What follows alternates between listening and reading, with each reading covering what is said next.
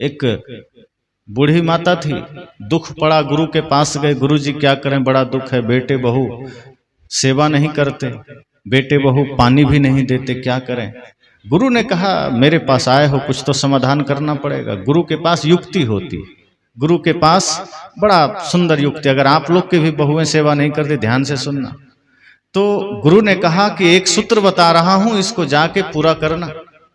और कान में गुरु जी ने कुछ कह दिया कि बाजार से एक पेटी खरीदना बढ़िया बड़ा सा, और उसमें कुछ भर देना, जो तुम्हारे पास धन धान्य है। उसने कहा कुछ भी नहीं है। कहा अरे सच का थोड़े कह रहा हूं, तुम पेटी खरीद लेना, तुम्हारे पास जो सोना चांदी हीरा जवाहरात है भर देना। कहा एक लोहा भी नहीं है। कहा ये तुम्हें पता है, ये मुझे पता है, तुम्हारे बेटे बहू को ऐसा लगना चाहिए कि तुमने उसमें सोना चांदी भरा है। भले कंकड़ भर के रख देना, उसमें पत्थर भर के रख देना। और उसने कहा ठीक है गुरुजी। अब वो पेटी खरीदी, उसमें पूरा लोहा लक्कड़ कंकड़ सब भर के अपने खटिया के नीचे बहुओं को दिखा के रख दी। बहुओं की नजर पड़ गई, उसे लगा आज तक बुढ़िया छिपा के रखी रही, ये पेटी कहाँ से आ गया। फिर सोचा पुराने जमाने में खजाने लोग गाड़ के रखते थे, कहीं हो सकता है इसने भी कहीं रखा होगा। अब बड़ी बहू सोच रही है आज तक हमने सिर्फ गाली दिया है, आज तक हमने खाने को भी नहीं दिया, झगड़ा किया है, किस मुंह से जाए गहना मांगने, किस मुंह से जाए सोना मांगने। सोचती है एक ही रास्ता है, सेवा करनी पड़ेगी। जैसे ही उसका पति आया बताया कि तुमने बताया नहीं तुम्हारी माँ के पास इतनी दौलत है, इतनी बड़ी पेटी भर के रखी है अपने खाट के नीचे कि उससे तो हमारे 7 पीढ़ियों की कंगाली मिट जाएगी, और तुमने कभी बताया नहीं। उसको इतना आश्चर्य हुआ कि ये बात तो मुझे खुद पता नहीं कि माँ के पास इतने गहने, ये कहाँ से आए। वो भी आश्चर्य में, वो भी सोच रहा है कि मैं भी तो आज तक सिर्फ झगड़ा ही किया हूँ, गाली ही दिया हूँ, सेवा नहीं किया। 2-3 बहुएं थी, 2-3 बच्चे, सबको ये बात पता चली, सब आपस में मीटिंग करने लगे क्या करें, क्या ऐसा करें कि वो गहने मिल जाएं। और बूढ़ी सोच रही है देखते हैं इसका असर कब से शुरू होता है। गुरुजी तो कहे थे 24 घंटा बाद असर शुरू हो जाएगा। वो भी प्रतीक्षा में है, खाट पर बढ़िया आराम कर रही है। तभी बड़ा बेटा बहू घर के अंदर प्रवेश किए, लोटा में जल लेकर, थाली लेकर। माँ क्षमा करना, हम बड़ी भूल में थे, हमने तुम्हें कभी पहचाना नहीं, आज मैं जाग गया हूं, थोड़ा चरण धोने दे दो। बूढ़ी ने कहा लगता है गुरुजी का असर हो गया ज्ञान का। उठाती है, बहुएं सेवा में लग जाती। बूढ़ी ने कहा करो, अच्छा है, मना थोड़ी करना, अंतिम समय करते जाओ।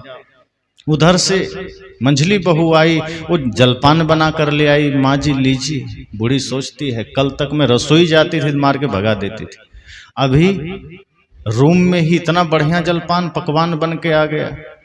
छोटा बेटा उधर से जैसे ही पता चला बाजार गया, नई साड़ी चप्पल उठा लाया, बढ़िया वस्त्र आदि ले आए, माँ को दिया। अब उस बूढ़ी ने सोचा गुरुजी का तो बहुत बड़ा असर कर गया आशीर्वाद, कई छोटी सी साधारण सी बात में इतना ज्यादा फर्क।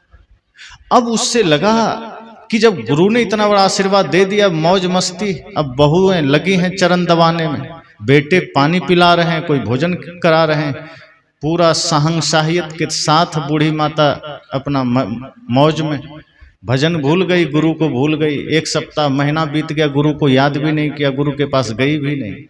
ऐसे समय निकलता गया और गुरु का नाम लेना भी भूल गई, कुछ भी याद नहीं रहा कि चलो गुरु ने आशीर्वाद दिया तो हम कुछ कर सकें, कुछ उनका नाम जपें, कुछ भजन करें। जीवन बीतता गया।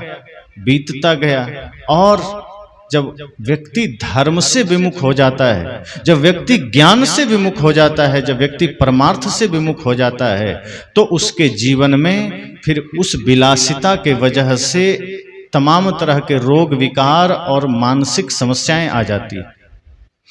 जैसे ही गुरु से उसका मन विमुख हुआ, मानसिक रूप से सेवा तो हो रही है शारीरिक रूप से, लेकिन मन बीमार रहने लगा और उसका असर शरीर पर पड़ा और बहुत कम समय में राम नाम सत्य हो गया।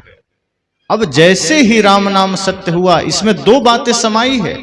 एक जिसने गुरु के आशीर्वाद को कुछ दिन में भुला दी, उसका जीवन लीला इतना दुखद हो गया। और दूसरा जिसने लोभ में सेवा शुरू किया, जिसने सोने चांदी के लोभ में सेवा आरंभ किया, उसकी भी दुर्गति होनी थी। पैसा नहीं है, उधारी लेकर, ब्याज लेकर, कर्ज लेकर उसने मां की सेवा शुरू की कि सोना बेचकर सब चुका देंगे, पर आगे घटना घटने वाली थी। जैसे ही बूढ़ी का राम नाम सत्य हुआ, सबसे पहले वो लोग रोना धोना शुरू किए, ताकि पड़ोसी को लगे नहीं कि ये कोई जबरदस्ती का मामला हुआ है। रोना तो आ नहीं रहा था, भीतर तो ख्याल आ रहा था कितना जल्दी पड़ोसी हटे और हम पेटी तोड़ें। लेकिन अब लोगों को दिखाना है कि नहीं, हम बहुत दुखी हैं, बहुत कष्ट में हैं, माँ गई है, बड़ा पीड़ा है। आंसू भी नहीं आ रहे हैं, जबरदस्ती आंखें मल मल के, पर किसी तरह जब लोग गए, तुरंत सब दौड़े एक साथ। पेटी तोड़ता है तो देखता है पूरा कचरा पीछे का भरा पड़ा है, पत्थर पड़ा भरा पड़ा है। अब सब सिर ठोक रहे हैं, सीना ठोक के रो रहे हैं कि एक तो ये जीवन भर हमने लड़ाई किया, एक लोभ में सेवा भी किया, पैसा उधार लेकर, कर्ज लेकर, तो आज उसका फल ये मिला कि हम कर्ज, लाखों के कर्जदार हो गए, और ये बूढ़ी मर के और हमारे सामने भिखारी का कटोरा दे के चली गई। क्या मिला हमें? कुछ नहीं मिला। वो संत उसी समय आ गए, कहा बेटा ये तुम्हारे कर्मों का फल है, और तुम्हारी माँ जिस स्थिति में गई है वो उसके कर्मों का फल है। जब तुम्हारी माँ पीड़ा में थी तो गुरु का ध्यान आया, जब दर्द आया तो भगवान का याद आया, उसने उसका फल पाया, लेकिन फिर उस फल को आगे कंटिन्यू नहीं कर सकी, और तुमने अपने माता पिता को, अपने माँ को दर्द दिया, दुख दिया, उसका तुम पा रहे हो। एक संतान का दायित्व होता है कि अपने माँ बाप की सेवा करे। एक संतान का धर्म होता है कि माता पिता चाहे कैसा भी, तुम अपने पुत्र धर्म को कभी छोड़ना मत। लेकिन दुख जब आया तो सुमिरन हुआ, और जब सुख आ गया तो सुमिरन भूल गए।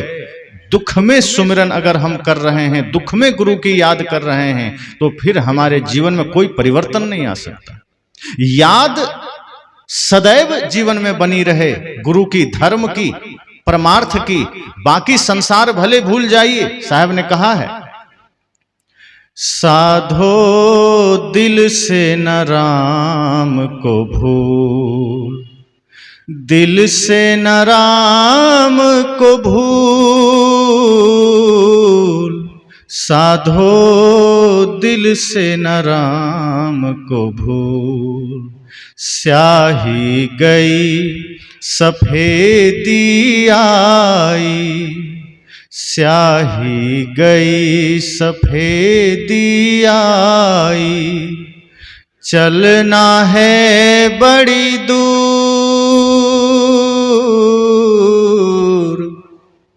राग रंग में तुम ही रंगीले, सब फूलन में फूल, साधो दिल से न राम को भूल। साहब ने कहा कि राम को नहीं भूलना था, गुरु को नहीं भूलना था, हम उसे भूल गए। अवस्था निकलती जा रही है, गुरु को भूलते जा रहे हैं, धर्म को भूलते जा रहे हैं। संसार याद है, संसार की प्रवृत्तियां याद है, संसार की वस्तुएं याद है, घर परिवार संसार याद है। किसी से झगड़ा हुआ वो याद है, किसी ने गाली दिया वो याद है, किसी ने मारा वो याद है, किसी ने निंदा की वो याद है, बचपन में कहीं झगड़ा हुआ वो याद है। लेकिन संत गुरु का दिया हुआ उपदेश 1 घंटे पहले वो भूल जाते हैं, वो याद नहीं। कहा दुख में सुमिरन सब करे। तो गुरु वो जो कीचड़ में कमल की भांति रहे, जो सदैव हमारे जीवन में बना रहे, तभी हमारे जीवन को सही दिशा मिल सकती है, तभी हमारे जीवन को यथार्थ पथ मिल सकता है। अगर हमने आज यहां कल वहां कि चलो मन में आया गुरु कर लिया, कोई दुख पड़ा गुरु कर लिया, फिर कल्याण नहीं होने वाला। किसी गुरु के पास भीड़ अधिक है, खड़े हो गए कि इसी गुरु से दीक्षा लेना है, हमारे जीवन में कल्याण आ जाएगा। गुरु कभी कल्याण करके नहीं देते हैं, गुरु कल्याण करने का सामर्थ्य पैदा करते हैं। हमें आपको गुरु इतना मजबूत बना देते हैं इतना शक्तिशाली बना देते हैं कि दुनिया का सारा दुख हमारे सामने स्वाहा हो जाता है। कर्म फल मिटता नहीं है, वो घटता है, हमारे सामर्थ्य के सामने वो हवा हो जाता है, मिटता नहीं। हम जब बढ़िया कर्म करते हैं, हम गुरु के बताए रास्ते पर चलते हैं, तो हमारा पुण्य प्रताप इतना बढ़ जाता है, हमारे भीतर दिव्यता इतनी बढ़ जाती है, हमारे भीतर धर्म इतना विराट हो जाता है कि छोटे मोटे जो हमारे कर्मफल होते हैं उसका कोई असर नहीं होता, उसका कोई प्रभाव नहीं होता। आप अनुभव करें, जीवन में जब भी कभी आपको कोई कष्ट का एहसास हो, जब भी आप दुख से गुजरते हैं, वे दुख आपको भारी लगते हैं, लेकिन जब आप सही मायने में गुरु आज्ञा में चलने लगते हैं, गुरु के आशीर्वाद को स्वीकार करते हैं, गुरु के बताए पथ को स्वीकार करते हैं, वही रास्ता जो कल कठिन लगता था, वही जीवन जो कांटों से भरा लगता था, हल्का हो जाता है। और एक भक्त के लिए, एक साधक के लिए, एक सामान्य सेवक के लिए संसार की कठिनाइयां नहीं होनी चाहिए। लोग कहते हैं क्या करें, भक्ति मार्ग में बड़ा कष्ट है, गुरु के बताए रास्ते पर बड़ा कष्ट है। ये तो ऐसा ही है जैसे कोई आर्मी का जवान कहे कि क्या करें, रोज हमें बड़ा मेहनत करना पड़ता है, कसरत करना पड़ता है, बड़ा कष्ट है। आर्मी के जवान के लिए उसका ट्रेनिंग कष्ट नहीं है, वो उसके लिए अभ्यास है मात्र, एक गौरव है कि ये करके मैं इतना मजबूत हुआ हूं, मैं देश की सेवा कर रहा हूं, वो उसके रूटीन में है। आर्मी के जवान के लिए उसकी ट्रेनिंग उसको दुख नहीं दे रहा है, उसकी ट्रेनिंग उसको शक्ति दे रहा है, सामर्थ्य दे रहा है, उसको वो सीढ़ी की तरह यूज कर रहा है। और हमारे जीवन में कोई दुख आ जाए, हम भक्ति ही छोड़ देते हैं, हम गुरु का माला ही लौटा देते हैं कि नहीं अब नहीं चलेगा। सदगुरु कहते हैं, गुरु अगर ज्ञान दिए हैं, गुरु ने अगर आपको रास्ता दिया है, तो गुरु के बताए रास्ते पर चलिए। अगर कभी कोई कष्ट आ जाए तो उस कष्ट को उसी का एक भाग समझिए कि ये कष्ट हमें मजबूत बनाने के लिए आया है, हमें लाचार बनाने के लिए नहीं आया है। आप उसे कष्ट की भांति लीजिए ही मत।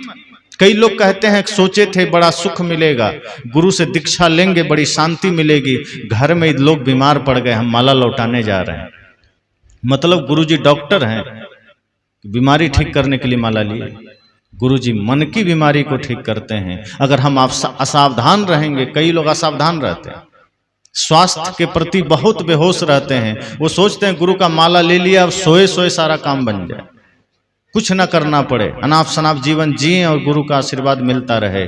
ऐसे निकम्मों पर गुरु की कृपा नहीं बरसती।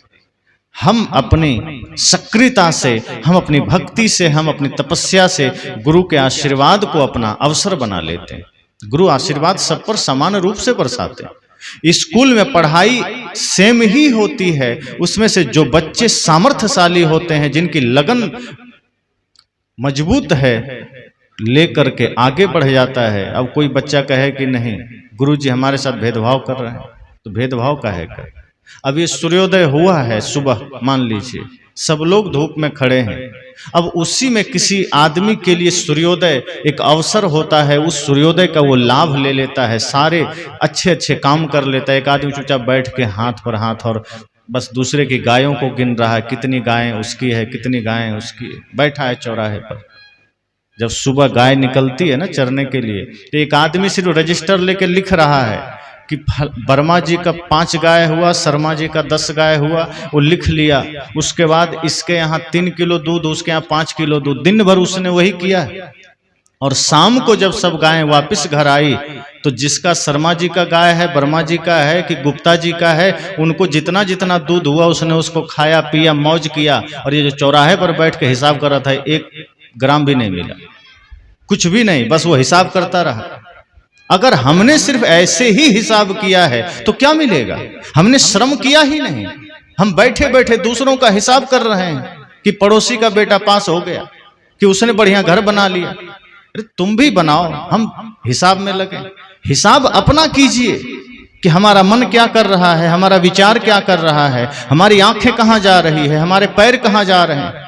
अब हिसाब कर रहे हैं, गुरु से माला भी ले लिए, बैठे हैं, मन वश में नहीं है, कदम बस में नहीं है, और जब मन ही बस में नहीं तो इंद्रियां कहां से बस में होगी। तो समय मिला तो शराब दुकान पर गए, पी कर आ गए, अब पत्नी से झगड़ा कर रहे हैं, पड़ोसी से झगड़ा कर रहे हैं।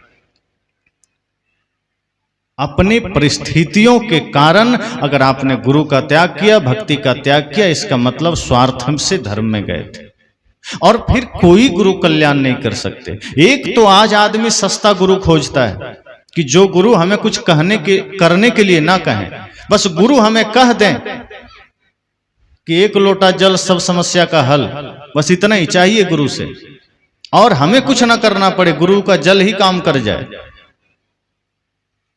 कि बेल पत्ते में शहद शिवलिंग में चिपका दो, बेटा पास हो जाएगा, और खुद का बेटा फेल हो गया उनका। गुरु आपको इस तरह से शिक्षा नहीं देते। गुरु तो वो हैं जो आपको सजग करते हैं।